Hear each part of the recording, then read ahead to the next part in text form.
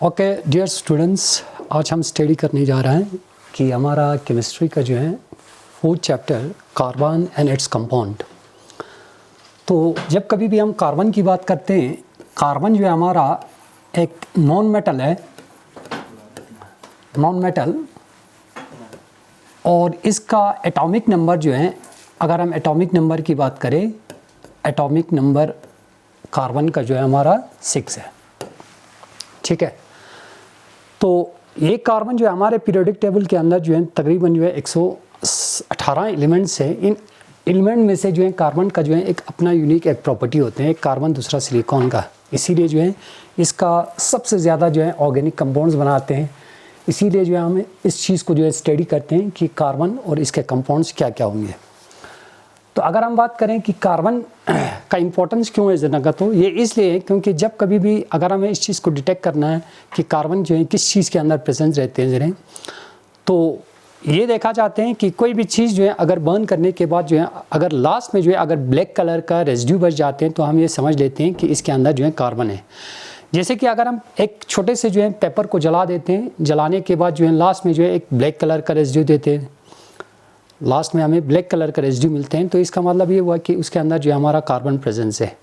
जो फूड हम खाते हैं, जो कपड़े हम पहनते हैं, इन सभी के अंदर जो है कार्बन जो है प्रेजेंस रहते हैं।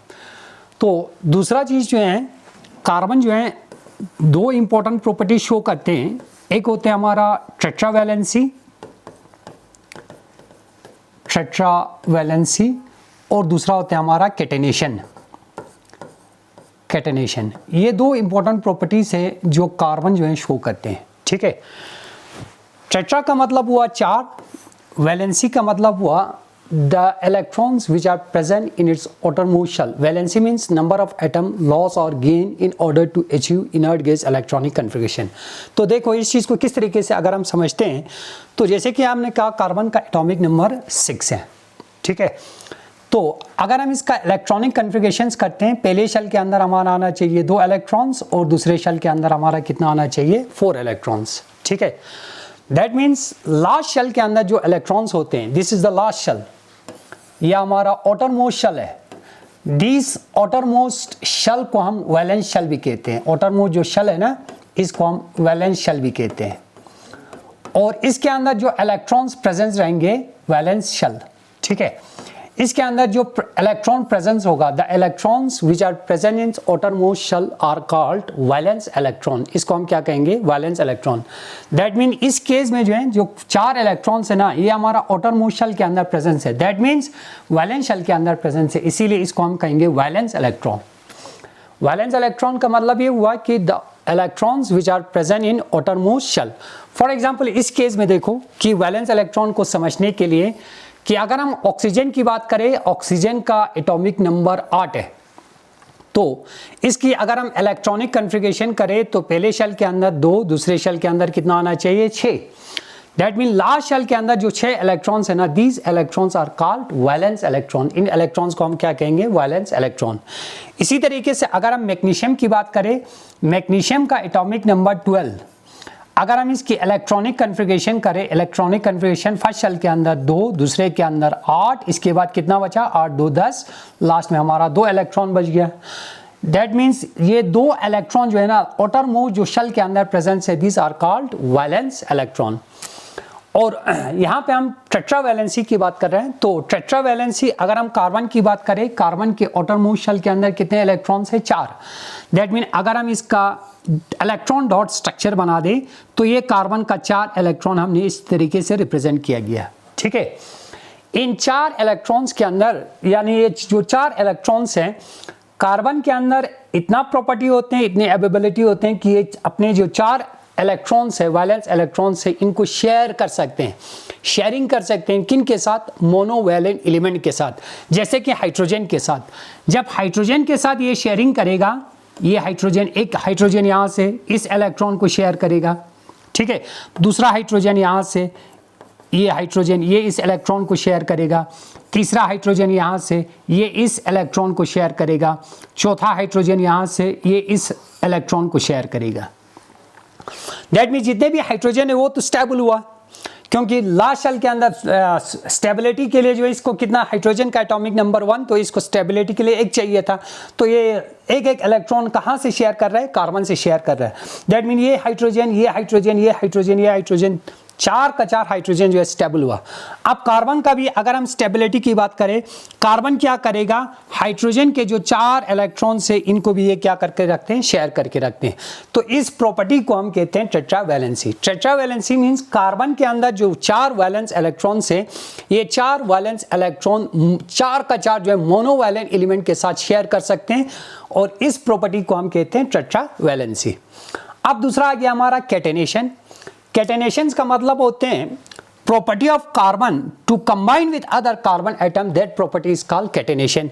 यानी कार्बन के अंदर कुछ ऐसे प्रॉपर्टीज भी होते हैं जिसकी वजह से क्या करते हैं, कार्बन खुद कार्बन के साथ कंबाइन होना, उस प्रॉपर्टी को हम कहते हैं कैटेनेशन।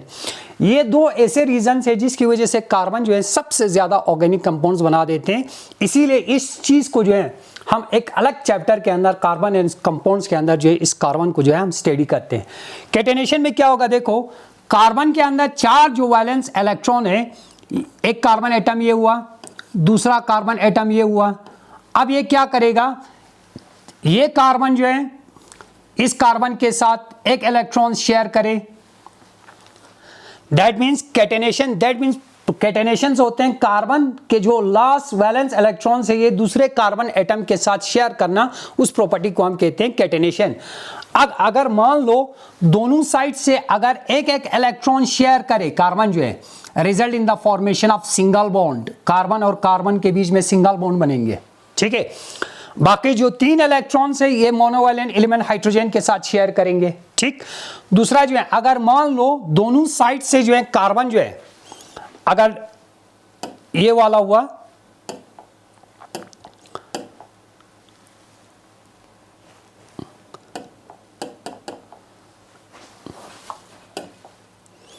अगर मान लो अगर हम यहां पे कैटेनेशंस की बात करें तो ये एक हमारा कार्बन है, इसके 4 वैलेंस इलेक्ट्रॉन को हमने शो कर दिया। दूसरा कार्बन एटम हमारा ये है, इसके भी हमने 4 इलेक्ट्रॉन को शो कर दिया, ठीक है। तो अगर दोनों साइड से कार्बन एक एक इलेक्ट्रॉन को अपना शेयर करे, result in the formation of single bond. Single bond is represented by a single solid line से जो है हम इस चीज को रिप्रेजेंट करते हैं, सिंगल बॉन्ड फॉर्मेशन हुए। अगर मान लो दोनों साइड से जो है कार्बन 2-2 इलेक्ट्रॉन को शेयर करे, 4 इलेक्ट्रॉन्स है इसके अंदर, वैलेंस इलेक्ट्रॉन 4 है, 4 में से अगर 2-2 शेयर करे, result in the formation of double bond, इनके बीच में डबल बॉन्ड बनेंगे। अगर मान लो कार्बन एटम जो है 3-3 इलेक्ट्रॉन को दोनों साइड से शेयर करे, 1 2 3, result in the formation of triple bond. That mean carbon atom catenations के दौरान जो है सिंगल बॉन्ड भी बना सकते हैं, डबल बॉन्ड भी बना सकते हैं और ट्रिपल बॉन्ड भी बना सकते हैं। और कैटेनेशन जो है कार्बन और कार्बन जब कंबाइन होगा तो ये एक स्ट्रेट चेन भी बना सकते हैं इस तरीके से, this is called straight chain catenation. इसको हम स्ट्रेट चेन कैटेनेशन, जहां पे कार्बन और कार्बन कंबाइन होने के बाद एक स्ट्रेट चेन बना दे। कार्बन और कार्बन कंबाइन होने के बाद ब्रंच लाइक स्ट्रक्चर भी बना सकते हैं, ये इस तरीके से 1 2 3 4 वैलेंसी आना चाहिए, यहां पे भी इस तरीके से। दैट मीन्स ये वाला जो हमारा स्ट्रेट चेन जो है कैटेनेशन है, ये वाला जो हमारा ब्रंच टाइप कैटेनेशन है, कार्बन और कार्बन अलग अलग तरीके से जो है कंबाइन हो सकते हैं। कंबाइन होने के बाद स्ट्रेट चेन भी बना सकते हैं, कंबाइन होने के बाद ब्रंच लाइक स्ट्रक्चर भी बना सकते हैं, कंबाइन होने के बाद रिंग और क्लोज टाइप भी बन सकते हैं। कार्बन और कार्बन ये हमारा क्लोज स्ट्रक्चर है और रिंग लाइक स्ट्रक्चर भी कह सकते हो। दैट मीन्स यानी कार्बन और कार्बन अगर दोनों साइड से एक एक इलेक्ट्रॉन शेयरिंग करे, result in the formation of single bond. 2-2 electron sharing करे, डबल बॉन्ड फॉर्मेशन होगा। 3-3 इलेक्ट्रॉन शेयरिंग करे तो ट्रिपल बॉन्ड्स होगा। और कैटेनेशंस के दौरान कार्बन और कार्बन कंबाइन होते समय या तो स्ट्रेट चेन बना देते हैं या हमारा एक ब्रंच लाइक स्ट्रक्चर बना देते हैं, ब्रंच टाइप के जो है कैटेनेशंस कहते हैं, या तो ये हमारा जो है एक रिंग लाइक स्ट्रक्चर्स बना देते हैं और रिंग और क्लोज टाइप ऑफ कैटेनेशंस, ठीक है। तो ये हमारा हुआ कार्बन और इसके जो है 2 इंपॉर्टेंट प्रॉपर्टीज, एक हो गया हमारा टेट्रावैलेंसी और दूसरा हो गया हमारा कैटेनेशंस। तो इसके अंदर जो है और एक इंपॉर्टेंट चीज ये है कोवलेंट, ये चीज समझना बहुत जरूरी है, covalent compound and covalent bond, covalent bond, ये दो चीज समझना बहुत ही जरूरी है, covalent compound and covalent bond. जैसे कि कार्बन के केस में हमेशा कोवलेंट बॉन्ड फॉर्मेशंस होते हैं।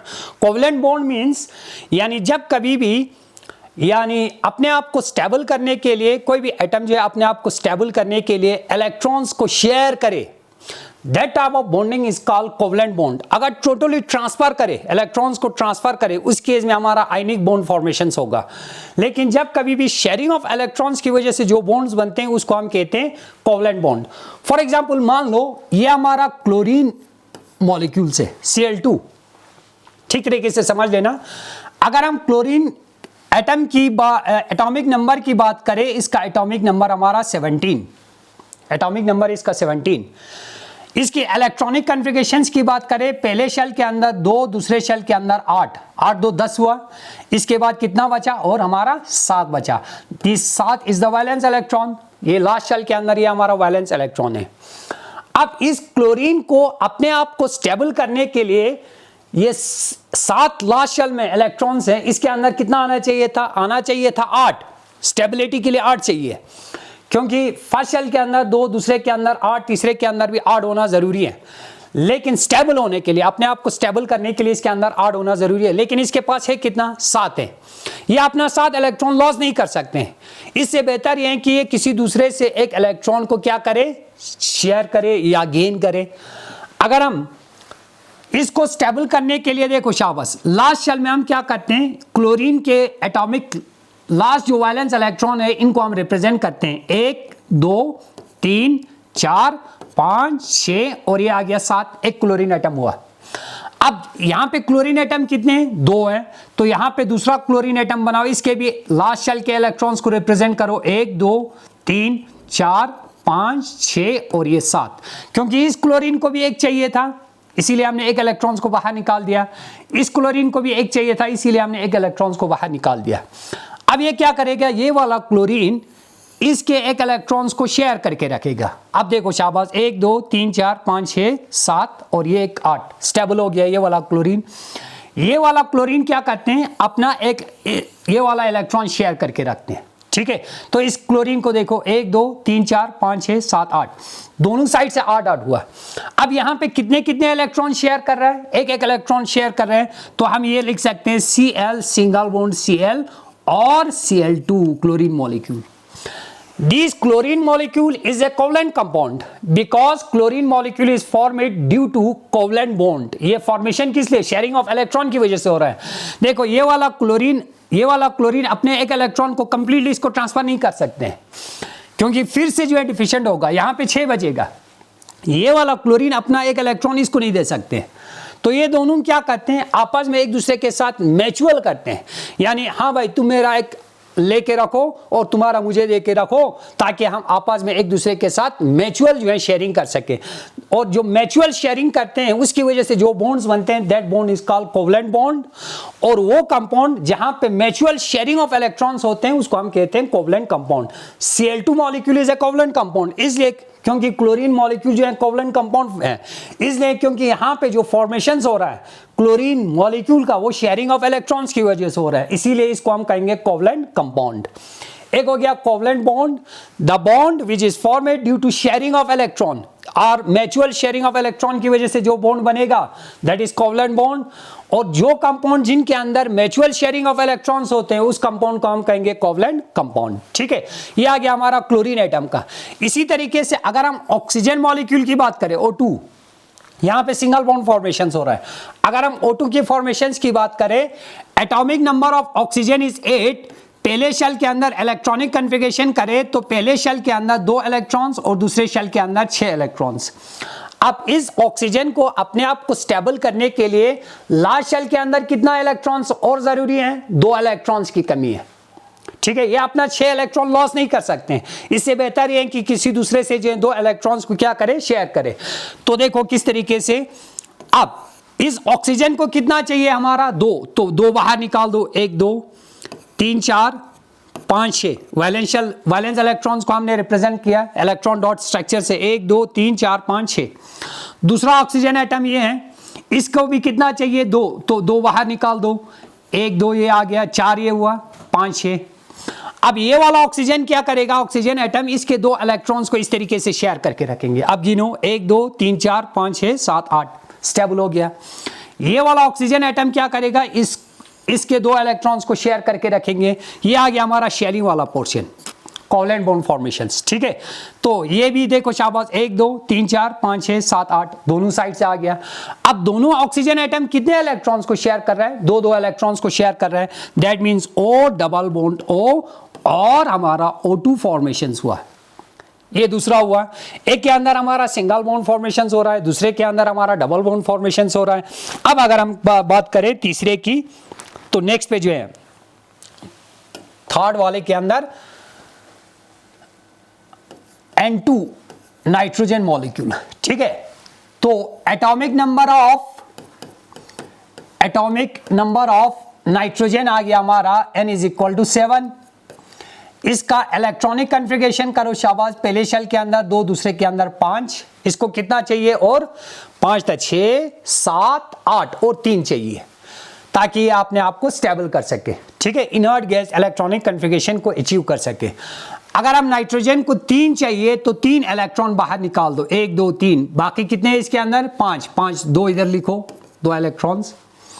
यहां पे दूसरा नाइट्रोजन एटम, इसको भी कितना चाहिए 3, 1 2 3 ये आ गया, 2 बाहर निकाल दो, ठीक है।